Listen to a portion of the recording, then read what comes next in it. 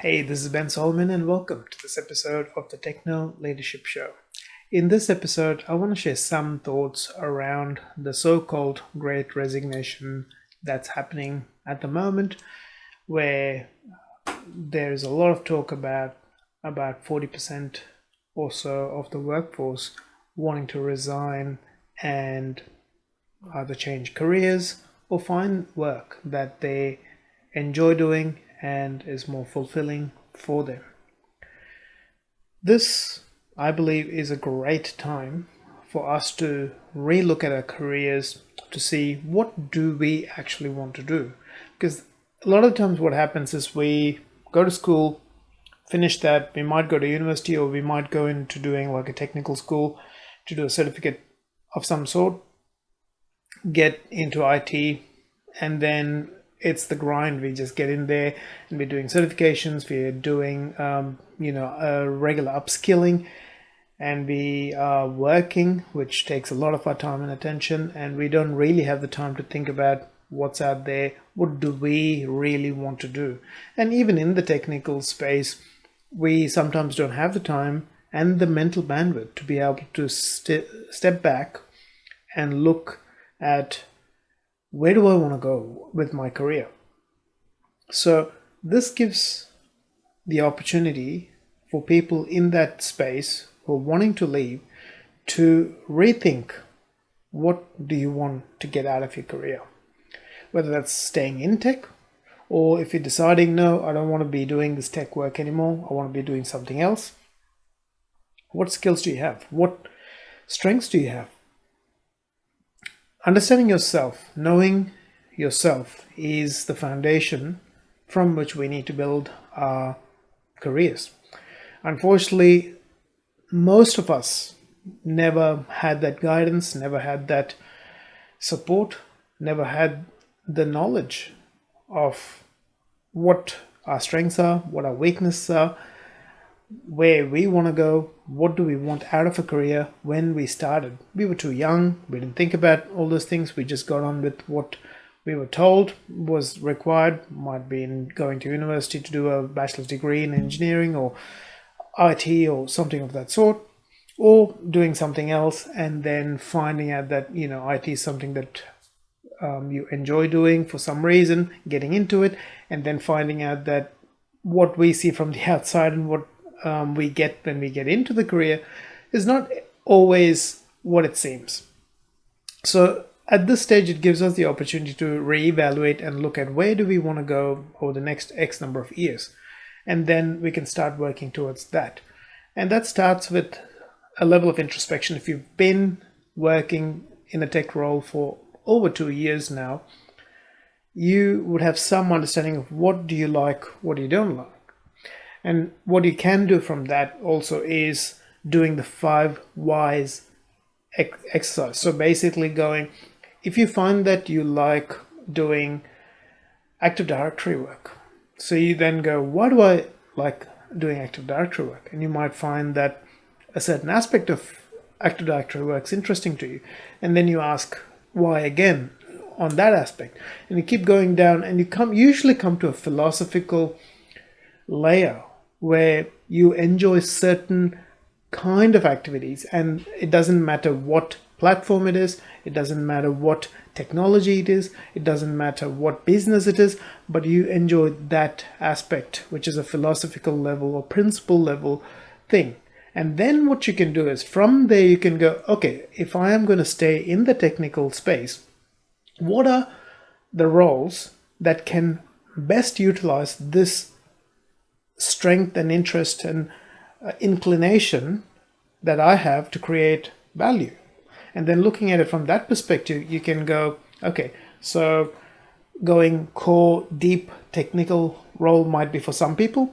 For others, it might be more strategy and management based. For me, I found when I got the self-knowledge through other means, like I was doing a lot of courses, I was trying to build a business on the side, and to do that, I learned more about myself. I had coaches and mentors who kind of went, you need to start with yourself and build a business based on your strengths. And so I started doing that.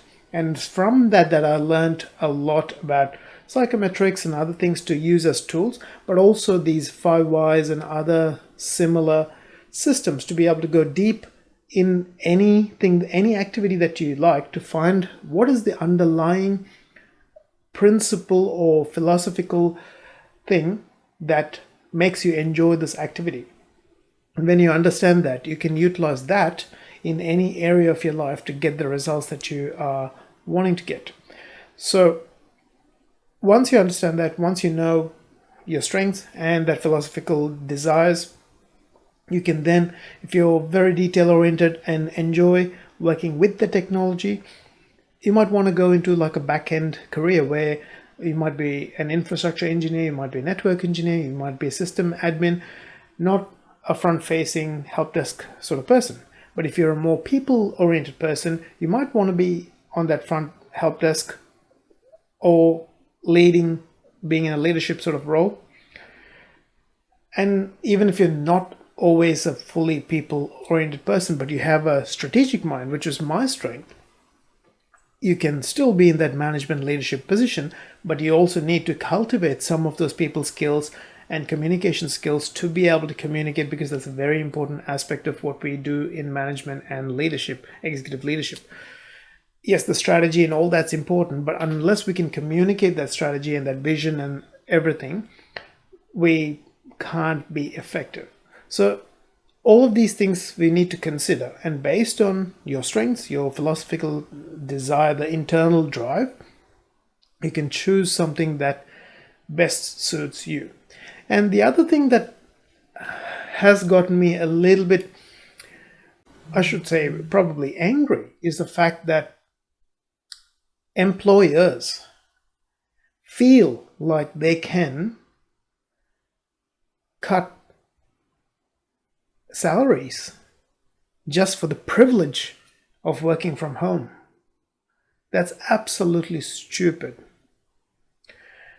Why should you, who has spent years learning, doing the hard work, gaining the skills, have to take a pay cut to work from home? You're still doing the same job. You're still creating the same value. You need to be paid on value, not on the basis that you are working in an office or working from home. Yes, there's no commute and all that sort of thing, but they never paid you for the commute in the first place.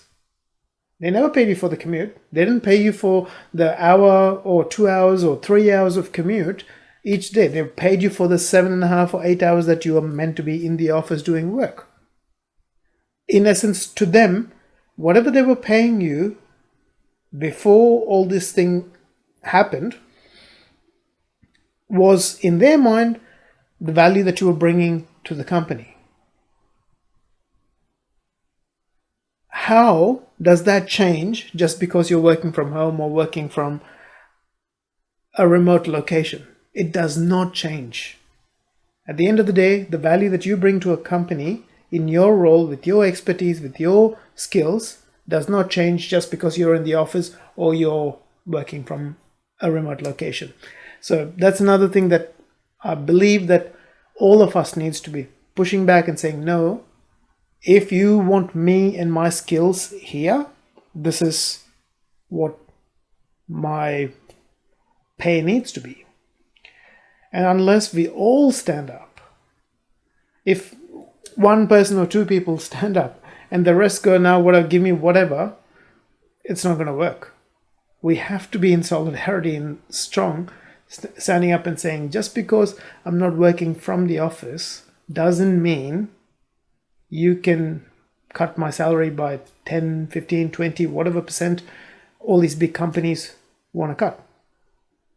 Which, at the end of the day, you are doing your work for them to be able to make those products and everything else. It's a mutual relationship.